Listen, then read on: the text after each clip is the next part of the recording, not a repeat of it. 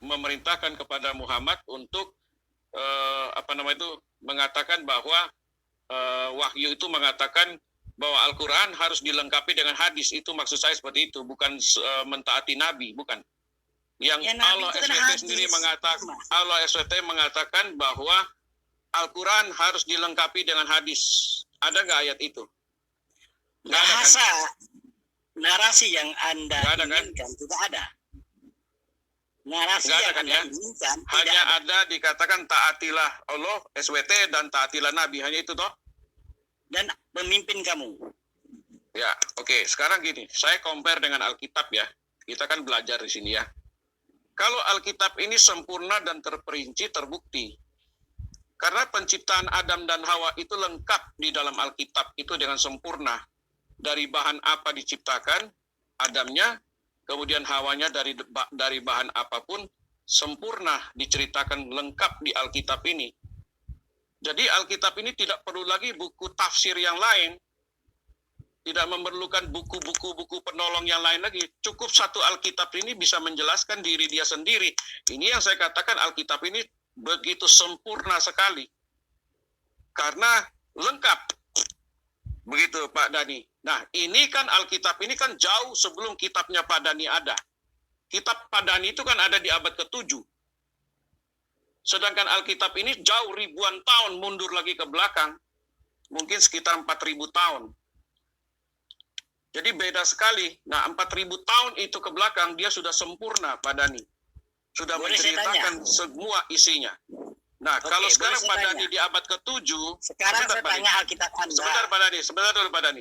Kalau sekarang di abad ke-7 itu kan sudah ada peradaban di dunia ini. Sudah ada bangsa-bangsa di dunia ini. Sudah ada kertas juga pada zaman itu di abad ke-7 itu. Lalu kalau dikatakan lagi penciptaan Adam dan Hawa itu diulangi lagi, siapa yang mengulangi cerita ini? Sedangkan Adonai atau Yahweh sudah menceritakan ini melalui Musa, sudah ditulis dalam 5 kitabnya, itu jauh ribuan tahun sebelum adanya Al-Quran. Kenapa diceritakan kembali dengan tidak lengkap? Artinya di sini Al-Quran ini tidak lengkap, karena tidak ada Hawanya itu yang diciptakan seperti yang ditulis oleh Nabi Musa. Kenapa demikian Pak Dhani? Coba dijelaskan. Ya, saya jelaskan sedikit saja. Yang namanya Al-Quran, saya kembali kepada statement saya, sebagai bahan baku, sebagai petunjuk, sebagai konsep, maka dikatakan huda. Huda itu artinya petunjuk. Nanti ada namanya bayyinah, keterangan. Nanti ada juga yang namanya Al-Furqan, pembeda. Itu berbeda memang. Di kitab Anda itu berbeda. Makanya kami tidak bisa Al-Quran itu berdiri sendiri tanpa ada Rasulullah SAW.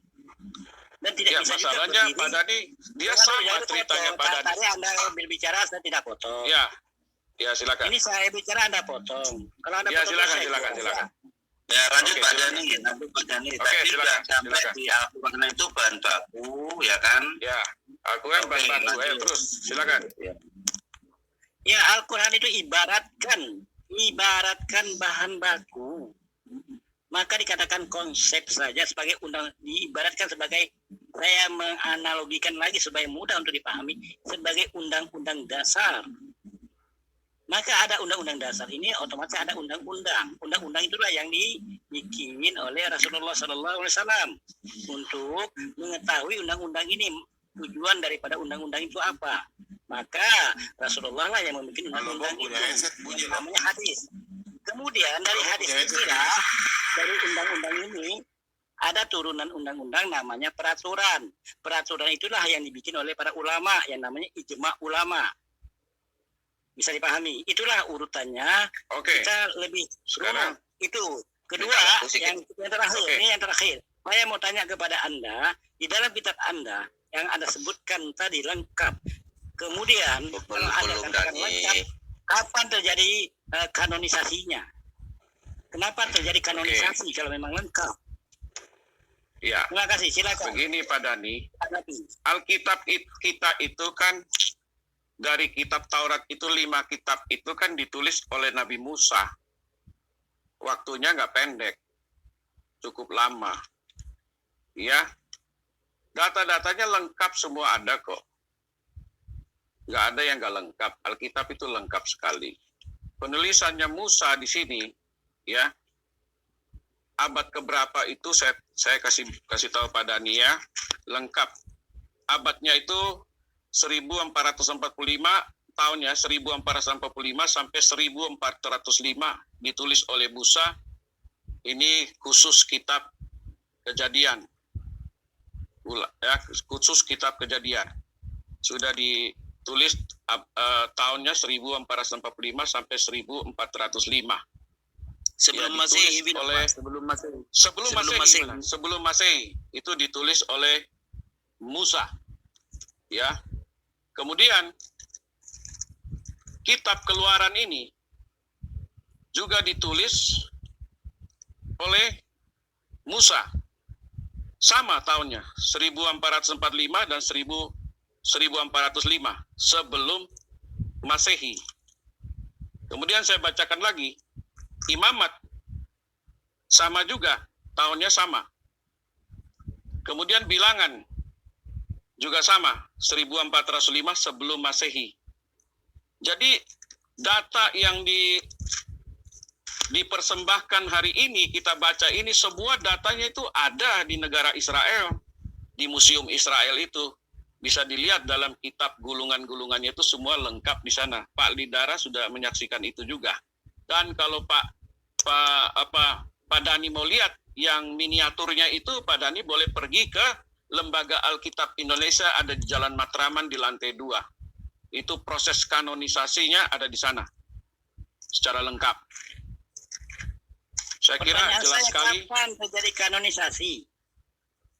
Kanonisasi itu Pak Lidara yang lebih tahu. Saya nggak hafal itu proses kanonisasinya itu. Mungkin Pak Lidara bisa jelaskan itu. Saya nggak hafal kapan dikanonisasinya itu. Ya, tetapi yang saya mau katakan di sini, Alkitab ini dikumpul kurang lebih sekitar 1400 sampai 1500 tahun baru bisa menjadi sebuah kitab ini. Dari Kejadian sampai Wahyu.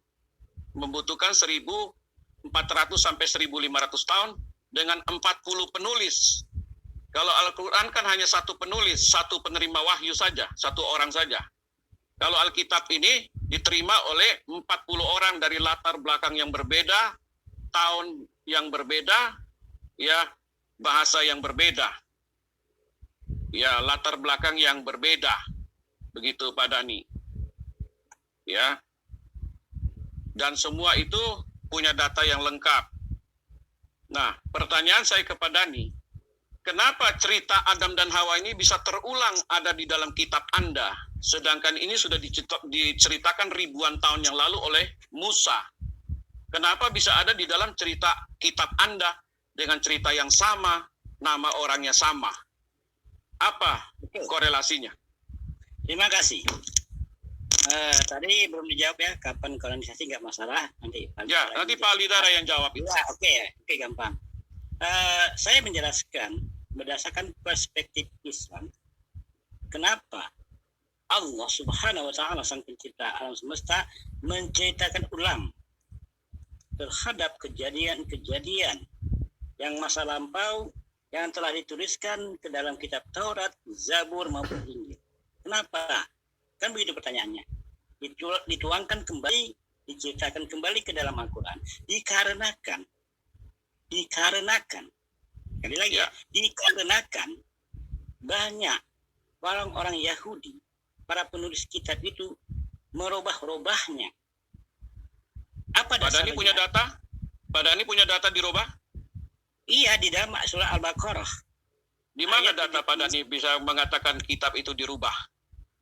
Sedangkan data di Israel itu tidak ada berubah. Oke, sudah? Ya. Pak Dani harus tunjukkan dulu buktinya bahwa kitab ini dirubah. Satu. Tolong buka Pak Bom. Jangan dasarkan kitab Pak Dani. Pak Dani harus buktikan secara... Iya, Pak Dani harus buktikan secara otentik dari manuskrip Perjanjian Lama. Bukan dari kitab Pak Dani. Karena manuskrip Perjanjian Lama itu secara lengkap ribuan tahun 2000 tahun yang lalu sebelum Masehi itu sudah ditemukan. Dan sampai sekarang masih ada di Israel. Dan semua itu telah dirangkum di dalam kitab suci dan telah ditranslate ke dalam bahasa Indonesia dan berbagai bahasa. Kalau Pak Dhani bilang kitab itu orang Yahudi dirubah-rubah, saya kira Pak Dhani tidak punya bukti secara otentik. Kalau Pak Dhani mengambil dari kitab Pak Dhani, saya katakan itulah yang ditulis oleh Waraka bin Nawfal. Dalam bahasa Arab, Injil itu yang ditulis mulai dari Taurat, Zabur, dan Mazmur. Karena orang Israel tidak pernah mengenal kata Zabur. Orang Israel hanya kenal kata Mazmur. Ya, tidak ada orang Israel yang tahu itu Zabur. Mereka hanya kenal namanya Mazmur. Nah, yang ketiga, saya sekali lagi sama Pak Dhani, bahwa Alkitab ini dijelaskan oleh Yahweh Adonai kepada Musa melalui ilham kuasa Roh Kudus. Dituntun Musa untuk menulis ini dengan jelas, dengan kalimat-kalimat yang jelas. Tetapi di dalam kitab Pak Dhani seperti kitab rangkuman saja. Tidak ada keterangan asbabun nusulnya seperti apa. Tahu-tahu sudah jadi ayat, tapi tidak satu ayat dengan ayat yang lain itu tidak sama. Ada perbedaan-perbedaannya di dalam satu lembar kertas itu. Nah, di sini saya melihat tidak ada korelasinya sama sekali dengan Taurat. Baik Mazmur, baik kitab para nabi, dan Injil. Nah, bagaimana Bapak cara menjelaskan semua ini? Ya, silakan. Oke. Sebelum dijawab Pak Dhani, saya jawab dulu pertanyaan Pak Dhani ya, supaya clear ya, tentang kanonisasi ya. Sedikit akan saya kasih pengertian. Untuk kitab Tanakh Pak Dhani, itu sudah dikanonisasi ya, selesai dikanonisasi itu pada tahun 400 sebelum Masehi. Ya, itu nanti Pak Dhani bisa belajar pada bangsa Israel, itu jelas di sana lengkap ya. Setelah itu ya, untuk khusus semua Alkitab, kenapa harus dikanonisasi? Itu supaya jelas, penulisnya jelas, kitabnya jelas ya kan, dan mana yang harus dipakai. Nah, itu yang benar-benar firman Tuhan ya. Untuk Alkitab memang pada Konsili 325 Masehi ya, Konsili Nicea. Oke, itu nanti kita bahas lebih jauh. Namun saya satu pertanyaan dulu untuk Pak Dhani. Karena Pak Dhani bicara kanonisasi, kapan pertama kali Al-Quran dikanonisasi? Dan tolong jelaskan surat-surat di dalam Al-Quran itu, siapa yang memberikan nama? Karena pada zaman Nabi itu belum ada. Tolong jelaskan itu Pak Dhani. Halo, bisa didengar? Ya, bisa Pak Dhani. Suaranya. Dengar. Bisa jelas Pak, jelas. Silakan Pak Dhani. Pak Dhani kan tidak kedengaran. oh Ada Pak Dhani. Ada. Jelas. kalau di sini jelas suara jelas Pak Dhani. Halo. Ya, silakan Pak Dhani. Dijawab Pak Dhani. Jelas. Kapan pertama kali Al-Quran dikanonisasi, ya kan? Terus surat-surat itu siapa yang memberi nama? Ya, karena pada zaman Nabi itu surat-surat belum ada namanya. Ya, menurut sejarah seperti itu. Nah, makanya harus tahu kapan dikanonisasi, terus siapa saja yang berperan saat itu. Itu aja Pak Dhani, silakan.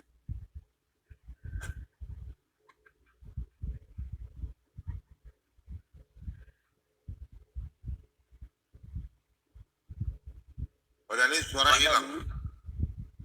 Suaranya hilang.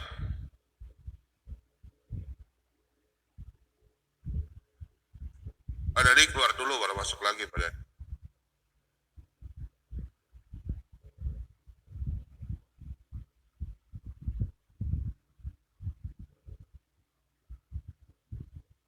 Oke, nanti karena nggak bisa jawab Pak Dhani. Pak Dhani bicara lah. Pak Dhani kan sinyalnya gangguan. Kementerian Agama.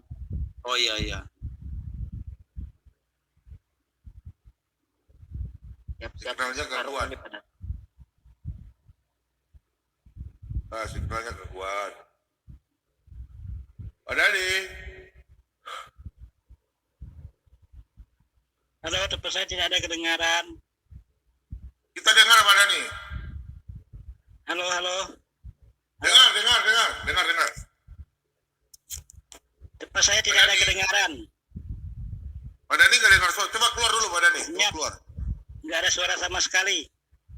Coba Pak Dhani. Tulis saja Pak Bom. Pak Bom tulis saja Pak, tulis biar dibacanya Pak. Kita dengar suara Bapak. Dengar. Kita dengar.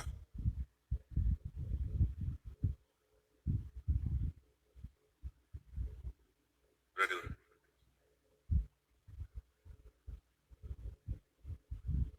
Oke, yang lain sudah bicara. Nah. Harus ada Iya, boleh saya sebentar Pak sebelum tuh. Oh, udah masuk satu. Oh ya udah aku aja turun Pak biar Pak Dhani bisa masuk Pak. Udah Pak.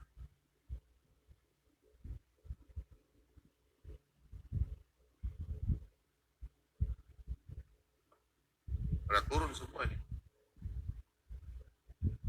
Pak Dhani. Coba Dhani.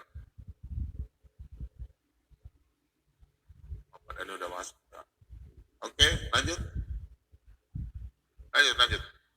Halo, halo. Tes. Nah, sudah. Bisa didengar? Sudah dengar, Pak. Dengar. Pak Dhani dengar suara saya? Ya, Pak bisa. Dhani dengar? Udah. Oke, Udah bisa lanjut. didengar. Hah? Bisa didengar. Oke, lanjut. Lanjut, silakan.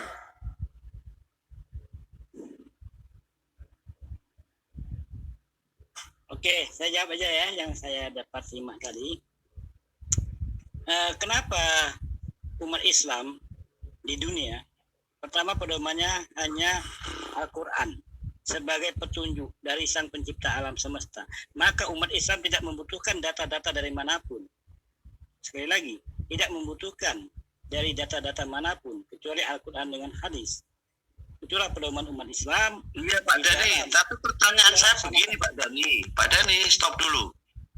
Tadi kan Pak Dhani tanya kanonisasi. Gantian saya tanya tentang kanonisasi Al-Quran itu kapan, ya kan? Terus surat-surat nama-nama surat itu kesepakatan siapa saja. Karena pada awalnya kan belum ada nama-nama itu. Makanya kan harus tahu siapa yang mengkanonisasi. Gitu loh, maksudnya gitu Pak Dhani. Oke, sudah saya jawab itu sebenarnya. Itu belum bulan sebelum wafatnya Rasulullah SAW itu kan sudah dipanggil seluruh lebih dari 40 sahabat dikumpulkan oleh Rasulullah SAW untuk menentukan, ya kan, untuk menentukan letak pertama Al-Fatihah, kedua Al-Baqarah. Bisa tunjukkan hadisnya Pak Dhani atau sumbernya biar saya cek Pak Dhani. Itu kan sudah ditentukan oleh Rasulullah berdasarkan. Iya, sumbernya dari mana itu? Maksudnya saya ingin tahu, mungkin saya belum belajar, tunjukkan sumbernya di mana tentang Buka peristiwa aja di itu. Google, ya. Sekarang udah agak lumayan lah ya. Jadi tidak perlu saya capek-capek membongkarnya. Linknya, minta linknya Pak. Minta linknya aja. Minta linknya, kasih. Coba kasih linknya. Kita buka. Karena pada saat itu Nabi sendiri melarang untuk dibukukan. Menurut hadis loh. Ya kan? Yang dilarang itu adalah hadis, yang dilarang ditulis. Bukan, Al-Quran juga sama. Oh enggak. Hanya itu dihafal. Sama. Pak Slamet. Iya. Tolong dibaca dulu Pak Slamet. Oke, silakan. Iya Pak Slamet bacain ini. Nah, yang atas.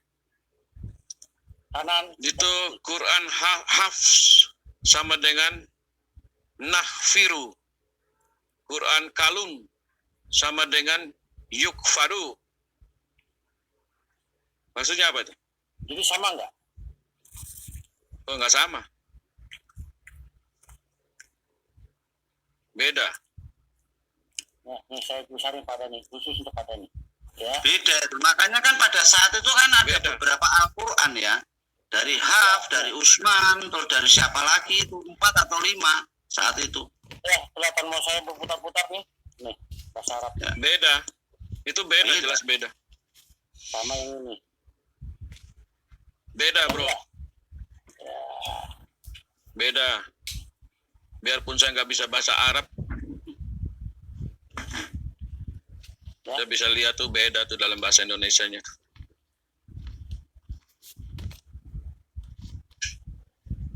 Beda. Ini ya. Apa yang beda? Oh, berarti sama Baca sendiri aja itu. Coba baca aja ini kan. Kita bisa baca. Suruh Pak Dhani baca biar tahu. Baca, Pak. Iya. Wa iskulna dukhulul hadhil qaryata. Fakulu minha haitsu syi'tum ragada. Wa dukhulul baba sujada. Wa qulu ittaqun naghfir lakum khatayakum wa sanajidul muhsinin. Nah, yang satunya lagi. Ya, yang satu lagi. Ya, yang satunya lagi. Wa iskulna dukhulul hadhil qaryata. Fakulu minha haitsu syi'tum ragada wa dukhulul baba sujada. Fakulu ittaqun naghfir